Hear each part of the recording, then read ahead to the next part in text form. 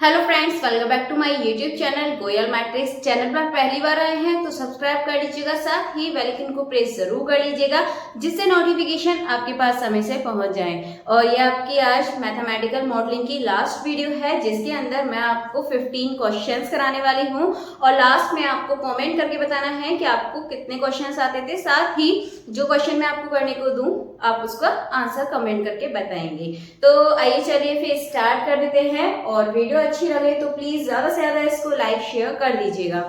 आइए चलिए बिना देरी के स्टार्ट करते हैं। फर्स्ट क्वेश्चन आपके सामने है। क्वेश्चंस मैंने 15 रखे हैं, आंसर करिएगा। सभी जो भी है इसका जितना भी आपके सिलेबस में है मैंने सभी का मिक्स करके क्वेश्चंस बनाए हैं, ठीक है। तो चलिए आइए फिर देखते हैं। क्वेश्चन नंबर 1 है, if all the operators in a mathematical model do not show linearity, इसमें से कौन सी जो इक्वेशन है वो linearity शो नहीं करती है। ऑप्शन है x plus by X square Y, 2x plus 3y या फिर नन ऑफ दी। अब आपको पता है लीनियर का मतलब होता है कि किसी की भी पावर, जो भी आपका वेरिएबल दे रखा है उसकी पावर 1 होती है आपकी, कोई भी दूसरा वेरिएबल उसके साथ मल्टीप्लाई में नहीं होता है। तो ऑप्शन ए देखेंगे x प्लस वाई, सभी में इसकी जो पावर है 1 है, x की भी और y की भी, तो ये आपका लीनियर है। ऑप्शन नंबर बी देखेंगे तो एक्स स्क्वायर वाई है, तो यहाँ पर x की पावर 2 मल्टीप्लाई में y भी आपको दे रखा है, इसका मतलब ये लीनियर को शो नहीं करता है, तो ये इसका सही आंसर हो जाएगा ऑप्शन नंबर बी। बाकी आप सी और डी को भी एक बार देख लीजिए, नन वाला आएगा नहीं क्योंकि इसमें ऑप्शन बी सही है। एंड जो आपका सी है 2x प्लस 3, ये भी आपका लीनियरिटी को शो करता है।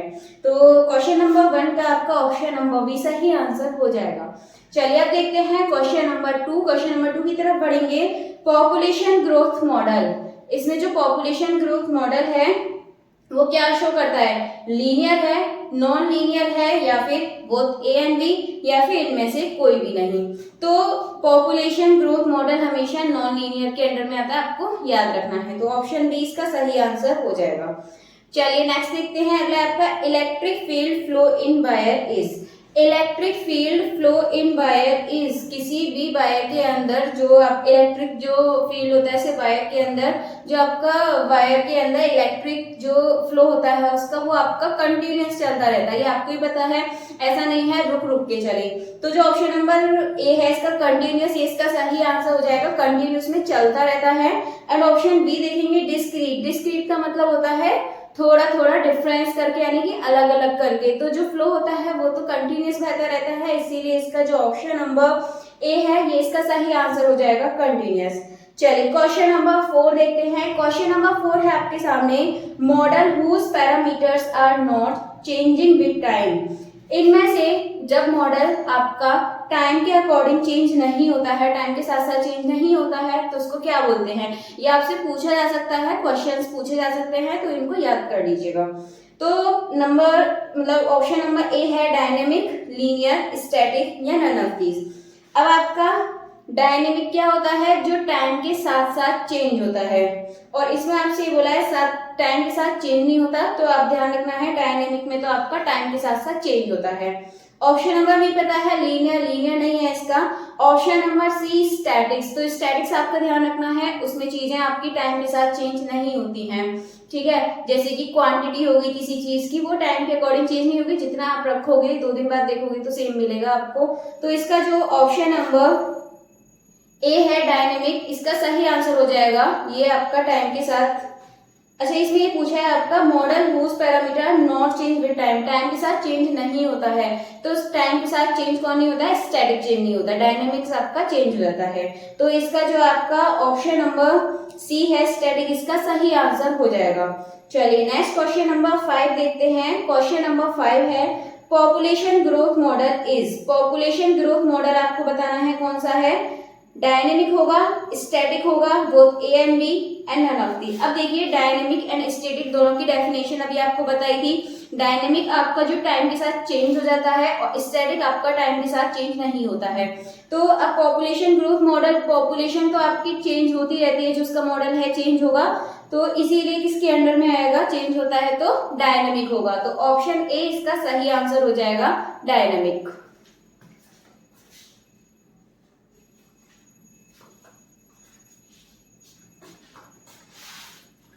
चलिए इसका ऑप्शन नंबर ए, क्वेश्चन नंबर 5 का ऑप्शन नंबर ए डायनेमिक इसका सही आंसर हो जाएगा। चलिए क्वेश्चन नंबर 6 देखते हैं। Always performs the same way given initial conditions. Initial conditions की तरह ऑलवेज परफॉर्म करता है डायनेमिक, डिटर्मिनिस्टिक या फिर प्रोबेबिलिटी या फिर इनमें से कोई भी नहीं। तो आपको ध्यान रखना इनिशियल कंडीशंस का मतलब होता है जिसमें आपको फिक्स पता होता है कि क्या कंडीशंस, मतलब कि कंडीशंस के अकॉर्डिंग इसका क्या रिजल्ट आने वाला है, ये आपको इसमें एकदम से कंफर्म होता है। तो ये आपका हो जाएगा, इसका जो आपका सही आंसर होगा ये हो जाएगा आपका ऑप्शन नंबर बी, डिटर्मिनिस्टिक, इसका सही आंसर हो जाएगा। चलिए अब देखते हैं क्वेश्चन नंबर 7। तो क्वेश्चन नंबर 7 है the possibility of the outcome of any random event. किसी भी, जैसे कि आउटकम आया आपका, रैंडम इवेंट आया, पॉसिबिलिटी, पॉसिबिलिटी का मतलब ही आपका ये होता है, इसमें आप ऑप्शन नंबर बी देखेंगे स्टोकेस्टिक, ये इसका सही आंसर हो जाएगा। ठीक है, डिटर्मिनिस्टिक आपको पता है इसमें चीजें फिक्स होती हैं और जिसमें आपकी प्रोबेबिलिटी आ जाती है, ये आपका ऑप्शन नंबर बी सही आंसर हो जाएगा। आई होप आपको इनकी डेफिनेशंस भी क्वेश्चन के साथ साथ एकदम से क्लियर हो रही होंगी। चलिए नेक्स्ट देखते हैं question number 8। Which model accounts for the time dependent change of model. अब आपसे पूछा है which model accounts for the time dependent change of model. ये टाइम के ऊपर डिपेंड होता है, टाइम की चेंज के ऊपर डिपेंड होता है। तो इसका आंसर आपको ही पता है क्या होगा। तो क्या बताया था, जब आपका टाइम के साथ चेंज होता है तो ये हो जाएगा आपका डायनेमिक, और जो टाइम के साथ चेंज नहीं होता है वो होता है आपका स्टैटिक्स। तो इसका जो ऑप्शन नंबर बी है डायनेमिक, इसका सही आंसर हो जाएगा। चलिए आगे क्वेश्चन नंबर 9 देखते हैं। Model which is a logical structure based on a theory is. ये बताना है आपको, जो कि आपका एक स्ट्रक्चरल यानी कि लॉजिकल बेस्ड और थ्योरी बेस्ड होता है आपका, इसमें आपको लॉजिक लगाना पड़ता है। तो ये कौन सा मॉडल होगा, डिडक्टिव, इंडक्टिव या फिर फ्लोटिंग या फिर कांस्टेंट। तो इसका आपका सही आंसर हो जाएगा डिडक्टिव। यदि आपका इसमें लॉजिकल स्ट्रक्चर आ जाए और थ्योरी बेस्ड आ जाए तो ये आपका डिडक्टिव हो जाएगा। तो इसका जो आपका ऑप्शन नंबर ए है ये आपका सही आंसर हो जाएगा। चलिए आगे बढ़ते हैं, अब देख लेंगे क्वेश्चन नंबर 10। तो क्वेश्चन नंबर 10 है input parameters of model are known.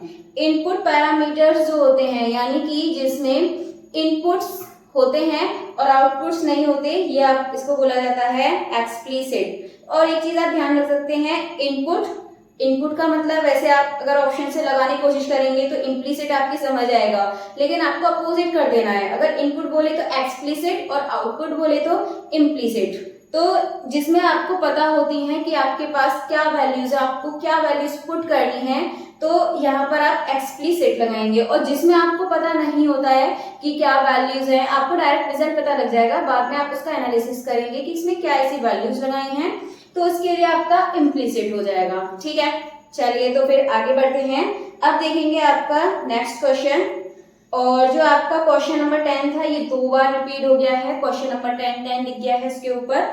तो ये आपका है model which is based on experiments practical experience. अब आप ध्यान रखिएगा एक चीज का, ये आपका 10 क्वेश्चन हो गया है, आप 10 ही मानकर चलिए, कोई दिक्कत नहीं है। और या फिर आप इसको 11 क्वेश्चन मान के चल सकते हैं, लास्ट में 16 क्वेश्चन बोल देंगे, लास्ट में आपको एक बताना होगा उसका आंसर क्या है। तो चलिए फिर ये क्वेश्चन है जो आपका एक्सपेरिमेंट और प्रैक्टिकल के ऊपर बेस्ड होता है, ये होता है आपका इंडक्टिव, यानी कि ऑप्शन सी हो जाएगा। जो लॉजिकल के ऊपर होता है डिडक्टिव, और जो आपका एक्सपेरिमेंट पर बिलीव करता है वो हो जाएगा आपका इंडक्टिव।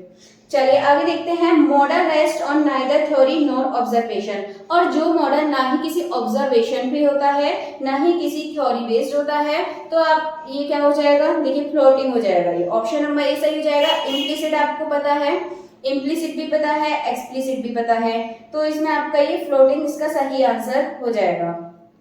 चलिए फिर आगे बढ़ते हैं, नेक्स्ट क्वेश्चन देखेंगे। इसमें मैंने कुछ क्वेश्चंस अपनी तरफ से बनाए हुए हैं, कुछ क्वेश्चंस आपके प्रीवियस ईयर के आए हुए क्वेश्चंस हैं। चलिए क्वेश्चन नंबर 12 यदि देखें, क्वेश्चन नंबर 12 बोल सकते हैं, 13 भी बोल सकते हैं। ठीक है, तो ये आपका world equation of valence law, world equation of valence law आपको बतानी है क्या होगी। तो ये है आपके सामने dx over dt is equal to rate out minus rate in, या फिर dx upon dt rate in minus rate out. अब आप ध्यान रखिएगा, वैलेंस लॉ की इक्वेशन आपसे पूछी जा सकती है तो इसमें आपको माइनस क्या करना है, रेट इनमें से रेट आउट को माइनस करना है, यानी कि जो ऑप्शन नंबर बी है dx over dt is equals to rate in minus rate out. चलिए ऑप्शन बी इसका सही आंसर हो जाएगा। अब चलेंगे क्वेश्चन नंबर 13 की तरफ। तो नेक्स्ट है आपका assumptions फॉर लेक पॉल्यूशन। तो इसमें आपको दो ऑप्शन दे रखे हैं, लेक हैज वेरिएबल वॉल्यूम या फिर the lake has constant volume. तो इसका जो आपका सही आंसर हो जाएगा ये हो जाएगा कांस्टेंट वॉल्यूम। आपको इसकी कांस्टेंट वॉल्यूम ही आपको इसमें लेनी पड़ेगी, अदरवाइज इसकी वैल्यू नहीं आएगी। तो ऑप्शन नंबर बी इसका सही आंसर हो जाएगा। चलिए नेक्स्ट क्वेश्चन देखते हैं। अब है आपका equation for GI tract. GI tract के लिए क्या इक्वेशन होती है, तो ये आप लोगों को कमेंट करके बताना होगा। आपने पढ़ा है तो आप बता सकते हैं, तो इसका जो सही आंसर है वो आप लोग बताएंगे। Question number 14 equation of GI tract आपको कमेंट करके बताना है कि इसका सही आंसर क्या है। अब देख लेते हैं लास्ट क्वेश्चन। तो लास्ट क्वेश्चन आपके सामने है equation for blood stream. Blood stream के लिए इक्वेशन बतानी है। तो dy over dt is equal to k1x minus k2y, या फिर dy over dt is equal to k2x minus k1y, या फिर dy over dt is equal to k2y minus k1x, या फिर आपका इनमें से कोई भी नहीं। तो इसका जो आपका सही आंसर है, इसकी जो इक्वेशन होती है ये होती है आपके option number A, dy over dt is equal to k1x minus k2x। तो ऑप्शन ए इसका सही आंसर हो जाएगा। तो चलिए फिर आपके 15 क्वेश्चन हो चुके हैं। वैसे क्वेश्चन नंबर मतलब टोटल क्वेश्चन 16 थे, जिसमें से क्वेश्चन मैंने आपको करने को दे दिया है, बाकी मैंने आपको 15 क्वेश्चंस कराए हैं। तो ये जो मैंने आपको 15 क्वेश्चंस कराए इनमें से आप कमेंट करके बताइएगा टोटल आपको कितने क्वेश्चंस आते थे, एंड जो मैंने आपसे पूछा है उसका भी आप आंसर कमेंट करके बताइएगा कि इसका आपका सही आंसर क्या होगा। तो चलिए फिर अभी के लिए आपके 15 क्वेश्चन काफी हैं। अभी के लिए क्या आपकी ये मैथमेटिकल मॉडलिंग से रिलेटेड 3 क्लासेस मैंने पहले भी कराई थी, उनको भी आप देख लीजिएगा। देन इसके बाद लास्ट है जिसमें मैंने आपको सभी तरीके के क्वेश्चंस करा दिए हैं। चलिए तो फिर अभी के लिए इतना काफी है। मिलेंगे हमारी नेक्स्ट वीडियो में, और अब मिलेंगे आपसे कन्वर्जेंट डाइवर्जेंट वाले क्वेश्चंस के साथ। उसकी थ्योरी मैंने समझाई थी, टेस्ट जो रह गए उसके बारे में आपको बता दिया जाएगा, ठीक है। तो चलिए फिर हमारी नेक्स्ट वीडियो में मिलेंगे। तब तक के लिए आप ज्यादा से ज्यादा इस वीडियो को लाइक कमेंट शेयर कर दीजिएगा।